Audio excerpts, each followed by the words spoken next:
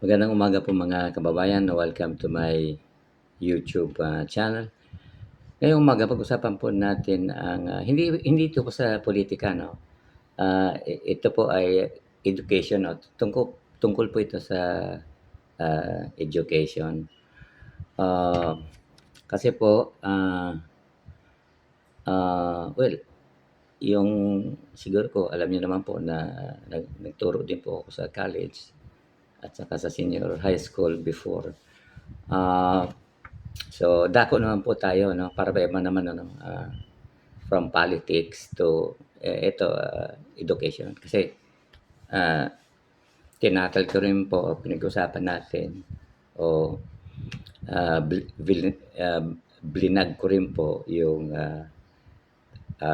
tungkol sa K to 12, tapos abolition, ayan, K to 12 kung i-abolish ito o hindi. At saka yung, ghost students. So, sa akin po yun. Ngayon, paki-check niyo lang po sa inyong ano, kasi, every now and then, nag-aano po yun, lumalabas sa Facebook. Ngayon, pag-usapan po natin ngayon itong mga kababayan na itong tungkol sa, ah, subject subject units po na ibinibigay po 'no, sa mga instructor, professor sa college 'no. Kasi nagturo po ako sa college, as instructor and, professor. Na-experience ko po itong ano, yung pagbibigay ng mga ituturo mong mga subjects 'no, sa college. Ngayon, ah, ang aming ano po is, depende sa'yo kung gusto mo maging, part-time or, full-time.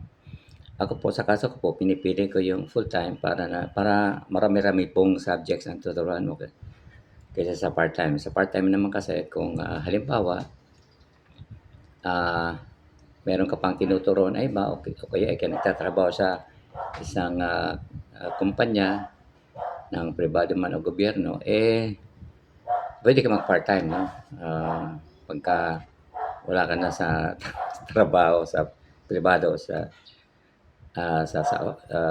pribado at saka sa gobyerno kung tapos na yung oras mo doon. So, puwede ka po mag-part-time sa gabi, ganyan. So, sa case ko po, nagtuturo po ako sa umaga hanggang hapon, hanggang gabi. So, kadalasan po, yung dean ano, yun pong nagbibigay ng ano, mga kababayan ng subjects na ituturo mo. So, bibigyan 'pag, full-time, ano ka, instructor or professor, bibigyan ka ng mga 21 units or 24 units and a maximum of 30 units po mga kababayan. So, ah, sa 21 units po, ano 'yan, 7 subjects 'yan kasi, ah, 3 units bawat subjects po. So, times 3 di 21. Pagka 24 naman binigay sa'yo, so natural 8 subjects po 'yan. Kasi ano 'yan, 24 units na. Okay po. So, ang ano po diyan yung, pinaka-maximum is 30 units 'no, na medyo napakabigat na sa isang nagtuturo.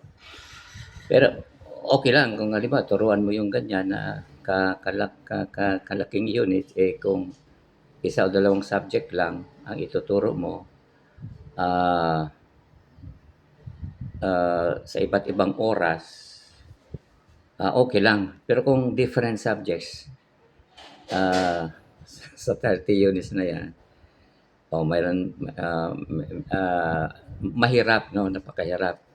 Ah, sa kaso ko, sa na-experience ko po dito, kadalasan yung major subjects na tinuturo mo, halimbawa sa political science, nagtuturo ka ng, puwede ka magturo ng hanggang, 4 na subjects. So, 12 units po 'yan mga kababayan. And the rest, ito na yung tinatawag na ano po, mga general subjects o minor subjects. So, kadalasan 'yan, iba-ibang subjects po 'yan. For example, halimbawa ibibigay sa yung so meron ka ng, 4 subjects o 12 units sa major subjects mo, tapos ah, bibigyan ka pa para maging 21 siya, bibigyan ka pa ng tatlong subjects. In the case, kung 24 naman, apat, no? So, kadalasan, iba-ibang subjects yan, ano, na-experience ko. Pero yung iba, ano din, halimbawa, pwede ring dalawang subjects lang, ah, ituturo mo sa ibang oras yung ibang subjects. So, yung ibang subject. Ah, so, yan. Ah, so, kung iba-ibang subjects, napakabigat po yan. Kasi, aaralin pa po yan ng nagtuturo, yung instructor, professor. Aaralin yan, ano, yung itong general subjects, at saka, o kaya sinasabing minor subjects, no? For example, ano itong mga minor, no, or general subjects? Ito po yung, halimbawa, English, Filipino, Math, o kaya psychology, no, philosophy, sociology. Yan po ang mga example, mga kababayan, na ibibigay po sa inyo ng inyong dean pagka magtuturo kayo as full-time. So yung 12 is yung 9 yung 9 or 9 units o 12 units, puro po yun major. Di ba, political science, puro political science po yun. Iba-ibang topics sa political science, no? Medyo, kasi siyempre, yun naman ang major mo, medyo kabisado mo, or mass communication. So yung 12 units po na yun, medyo kabisado mong ituro sa mga estudyante. Kasi ito, pagka binigyan ka po ng mga different subjects sa mga minor o general subjects, babasahin mo, aralin mo pagka hindi mo pa ito itinuturo, mga kababayan. So, pagka hindi mo ganang kabisado, medyo mabigat, no? Mabigat pagka, kasi halimbawa, ano na lang, 2 weeks na lang yung bago mag-start ng klase, tapos siyempre babasahin yung 4 subjects, no? Aaralin mo yan, ano? Ang isang chapter lang, umaabot yan ng mga 10, 12, 15 na yung pages, yung isang chapter, no? So pagka hindi mo kabisado po yan, mahahalata ka ng estudyante kasi parang nangangapa ka. At kung minsan, nagkakatinginan po ang mga yan, mga kababayan. Siyempre, nagwi-whisper po yan sa mga kaklase nila na, siyempre, alam mo na ibig sabihin nun, na parang nangangapa ka sa itinuturo mong minor subjects. Ngayon, so, kaya ang ibang instructor, professor, pagka, halimbawa, hindi pa nila kabisado, mga kababayan, ang ganyang mga subjects, ginagawa nila, pinapa-report nila yan sa mga estudyante. Pero although pinapa-report niya yan sa mga estudyante niya, chapter by chapter, hanggang sa dulo ng o end ng isang libro, yung instructor, o in my case, binabasa ko pa rin po yan para makabisado ko po, mga kababayan. So, para halimbawa, nagkaroon ng reporting sila, bawat isa nagkaroon ng reporting, bawat page, kung ilang pages sa chapter, no? Diba, 5 pages, yung isa magre-report, yung susunod, 4 pages din, tapos yung susunod, kung ilang pages din, hanggang matapos po yung chapter, no? Na nire-report ng bawat grupo. So, yun, siyempre, pagka nag-discuss na sila, no? Siyempre, ikaw naman, kasi medyo nabasa mo na rin, no? Bago mag-report yung mga estudyante, sumisingit-singit ka rin, no? ng yung nalalaman doon sa topic na nire-report ng iyong mga estudyante, mga kababayan. So, yan ang medyo stress, no, sa ating college rules, no, na bibigyan ka ng napakaraming units, stress at bugbog ang ano dito, ang isa pong instructor or professor. Tingnan po natin itong mga kababayan sa ano, sa kaya nga isa pang nagiging problema nila siyempre. So kung 21 units po 'yan, siyempre 'pag nagbigay ka ng grades napakarami niyan. Iba-ibang level, first year, second year, third year, ang tinuturuan mo. So siyempre maraming grades kang preparation ano, para magkaroon sila ng mga grades. So stressing talaga sa part ng teacher o instructor or professor. Marami kang bibigyan ng grades. Then siyempre hindi lang isang ano ang pagbabasehan para makapagbigay ka ng particular grade sa estudyante. Hindi lang iisang requirement, no? For example, paano mo siya pwedeng bigyan ng 85 halimbawa. So siyempre kasama po diyan ng written exam, oral presentation, recitation, tapos projects. So ganyan. So may mga requirements ka muna, no, na mapagkukuhanan. So stressful, no, sa isang nagtuturo po. Kasi sa dami nga ng estudyante rin at marami ka ring subjects na itinuturo sa iyong paaralan, no. Ngayon, pero tingnan po ninyo, ikumpara po natin ito sa mga western countries, mga kababayan, halimbawa US, tapos European countries, tapos itong Canada, Australia, New Zealand. Kung i-scan niyo po itong mga kababayan, halimbawa may nakita kang parang nag-scan ka sa regarding your expertise, no, o major mo during your college days. Halimbawa parang interesado ka na malaman o gusto mong mag-apply sa kanila, apply sa kanila. Makikita mo mga kababayan, 12 units lang po sila ang bawat ituturo mo. Biruin mo yan, 12 and a maximum of 15 units. So ilan lang yan, kung 12 units lang, 4 na subjects lang ang ituturo mo. Tapos pag 15, a maximum of 15, 5 subject times 3, every subject is 3 units, no. So napaka minimal ng kanilang units at or subjects na itinuturo ang isang instructor, professor, ganyan. So kaya sila ay nakakapagbigay po ng tinatawag na quality education, no? At hindi gaano stress ang professor, no, or instructor or teacher. Kasi nakakapag-focus po sila doon sa major subjects lang, no? Wala nang mga minor subjects sa kanila na binibigay, mga kababayan. Yun po ang nakikita ko sa ini-scan kong mga subjects na ino-offer po nila. If you are willing to apply, ganun, makikita mo po yan. So kumbaga, sa part ng instructor, masaya ka kasi you can focus only doon sa 4 o 5 subjects in the case of 15 units. So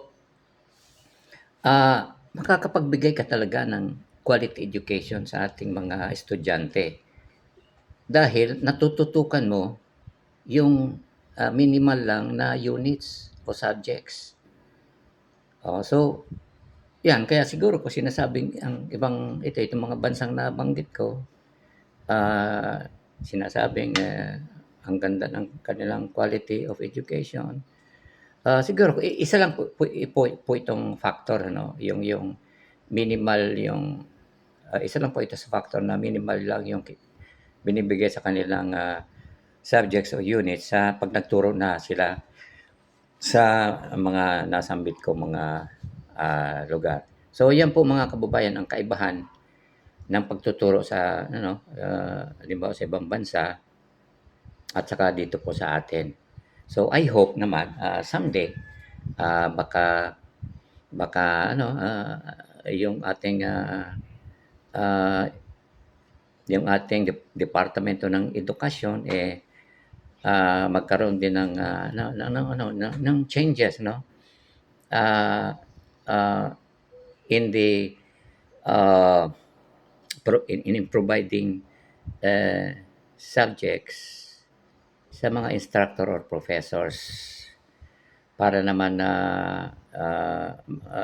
kumbaga yung pag-aralan ano, ah, yung ganitong, parang, situation ng, subject loads na binibigay dito sa atin sa Pilipinas at saka sa ibang kumpara sa ibang, bansa. Kasi dito naman kasi sa atin sa aking ano, sa aking, obserbasyon, siyempre kung yung 21 units o 24 units o hanggang 30 units, ibibigay sa isang, instructor lang o magtuturo, equivalent na 'yun ng ano, 2 teacher. So, nakakatipid po sila ng isa. Kaya sa aking tingin, ganyan ganyan siguro ang, yung sistema po dito ng ating, ng ating, ah, ah, allocation 'no, ng mga subjects sa mga, sa ating mga teachers, instructors, and professors.